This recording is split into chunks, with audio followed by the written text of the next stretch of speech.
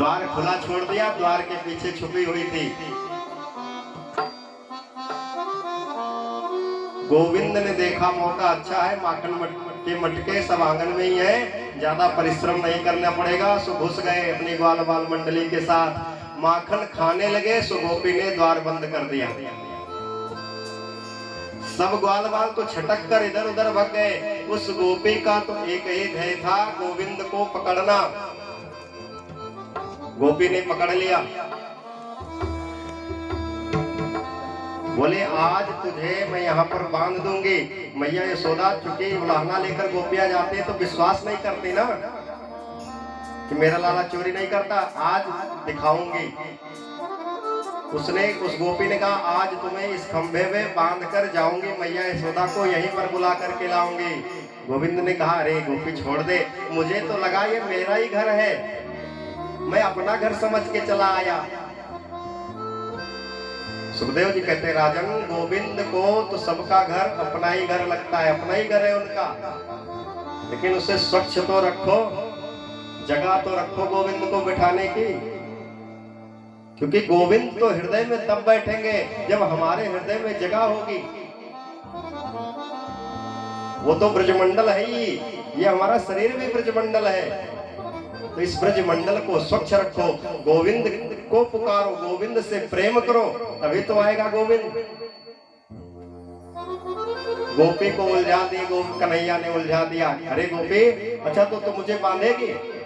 हाँ मत बांधना, मैया जान पाएगी तो बहुत मारेगी, बहुत पीटेगी मुझे। गोपी ने कहा तो मैं क्या करूं, चोरी क्यों करते हो?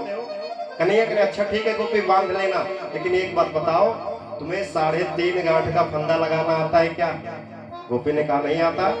कन्हैया ने कहा तो मैं सिखाता हूँ। गोपी के हाथ से कन्हैया ने रस्सी ले ली, खंबे के सहारे गोपी को खड़ा कर दिया, 3 लपेटा मार करके पीछे गांठ मार दी। गोपी ने कहा हो गया? बोले हाँ यही तो है 3.5 गांठ का फंदा। गोपी ने कहा तो अब खोलो, मैं तुम्हें बांधूंगी। गोविंद ने कहा गोपी यही तो मेरा एक स्वभाव है कि जिसे बांध देता हूँ फिर उसे कभी छोड़ता नहीं। और भाग गए गोपी को बांध करके। गोपी की जो माँ थी वो जल लेने गई थी, चिल्ला रही है अरे बेटी द्वार खोलो। बेटी काहे को द्वार खोले? पीछे के दरवाजे से खिड़की से घुस करके उसकी सास ने देखा, अरे बेटी ये किसने किया? अरे मैया कौन करेगा, वही नंद का छोरा। भाग गए श्रीमान जी बांध करके। सुखदेव जी कहते राजन इनकी जो तिरछी चितवन है, इनकी जो मंद मुस्कान है, उसे देख करके सब मोहित हो जाते हैं। न जाने कौन सी मोहिनी डाल देते हैं कि सब जैसा ये कहते हैं सब मान लेते हैं।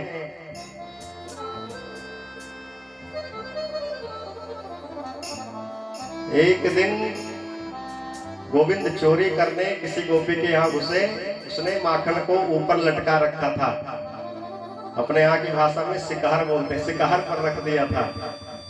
पहुंच गए ग्वाल बालों के साथ, माखन कैसे खाएं? गोपी भी छुप कर देख रहे थे कि आज इसे पकड़, उस घर की बहू थी, उसने सोचा आज तो मैं कन्हैया को पकड़ करके मैया यशोदा के पास ले जाऊंगे, सो पहले इन्हें माखन खाने दो। इन्होंने क्या किया, माखन ऊपर था, सभी ग्वाल गालों को बुलाया, गोल गोल खड़ा कर दिए।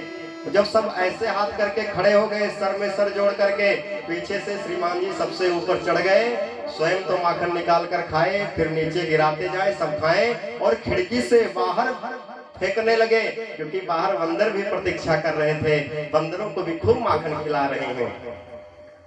राजा परीक्षित ने पूछा गुरुदेव ये बंदरों को क्यों माखन खिलाते हैं? सुखदेव जी कहते राजन ये भगवान राम ने जब रामावतार में बंदरों की सहायता से लंका पर विजय पाई थी, तो भगवान ने कहा था भैया इस समय तो मैं भी वनवासी हूँ, तुम्हारी तरह कंदमूल फल खा करके रहता हूँ, और तुमने मेरी सहायता करके मुझे लंका जैसे किले पर विजय दिलाई है, इसलिए जब भी समय मिलेगा तो मैं तुम्हारे इस ऋण को उतार दूंगा और तुम्हें भी बढ़िया बढ़िया सुंदर चीजें खिलाऊंगा। तो मानो आज गोविंद उन बंदरों के जो ऋणी थे उस ऋण को उतार रहे, उन्हें माखन खिला खिला करके। इतने में जैसे ही माखन खा रहे थे वो बहू पहुंच गई, वो गोपी पहुंच गई, सारे ग्वाल बाल भाग गए, ये पकड़ के लटक गए। लटके रहे। गोपी ने इन्हें उतारा, हाथ पकड़ लिया, बोली इसी तरह तुम्हें मैया यशोदा के पास ले जाऊंगी। लेकर के जा रही थी, बार बार कह रहे अरे भाभी छोड़ दो। अरे हाथ छोड़ने वाली नहीं, आप तो मैया यशोदा के पास ले जाओगे। बड़े जोर से कन्हैया को खींचते हुए वो ले जा रही थी। बहुत मुरहा है।